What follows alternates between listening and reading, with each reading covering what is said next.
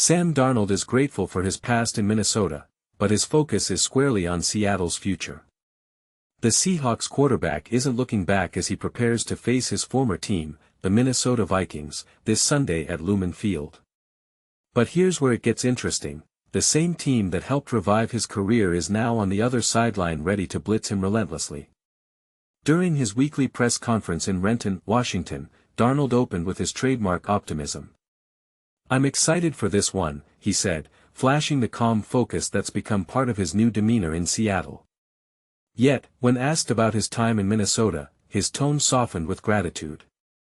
"I'm very thankful for the time I spent there, the relationships I built with players, coaches, and everyone in that building," he noted. "But I'm thrilled to be here now and keep building on what we've started." That Minnesota chapter, brief but monumental, reshaped Darnold's career. Drafted second overall in 2018, he endured rocky seasons with the Jets, Panthers, and 49ers, posting a career record of 21-35 as a starter. Then came the Vikings era. In one breakout season under head coach Kevin O'Connell, Darnold threw 35 touchdown passes, led Minnesota to a 14-3 record, earned a Pro Bowl selection, and even stirred MVP talks. His resurgence became one of last year's most surprising storylines. "I grew a lot, on and off the field," Darnold reflected. "I learned from great coaches and played alongside some really talented guys. Yet the Vikings chose a different direction." When rookie quarterback J.J. McCarthy, last year's 10th overall pick, recovered from a knee injury, the team handed him the reins and declined to franchise-tag Darnold.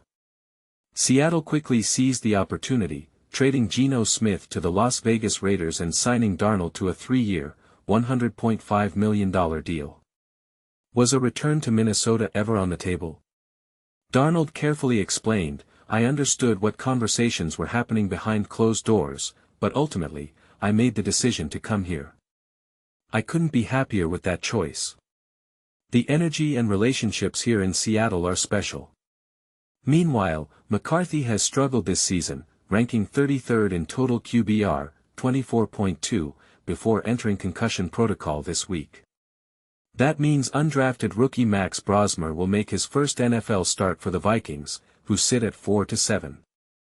Darnold, in contrast, sits 6th in the league in QBR, 69.5, ranking 5th in completion rate, 69.5%, and 1st in yards per attempt, 9.3.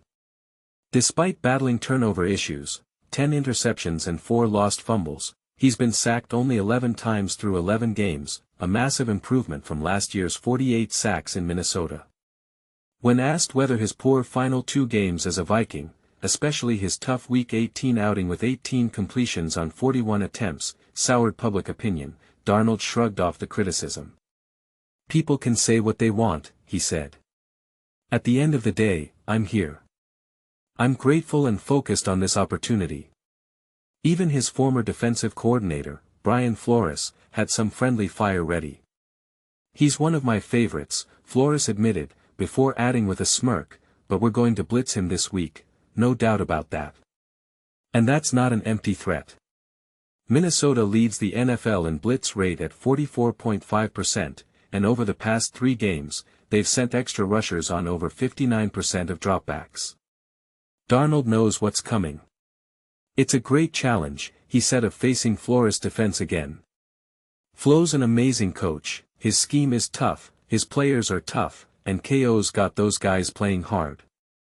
We're ready for it. This matchup will be a lot of fun." But here's the bigger question: should the Vikings regret letting Darnold walk? He's thriving in a system built around his efficiency and confidence, while Minnesota's offense struggles to regain rhythm. Meanwhile, Seattle sees in him not a comeback story, but a new chapter still being written.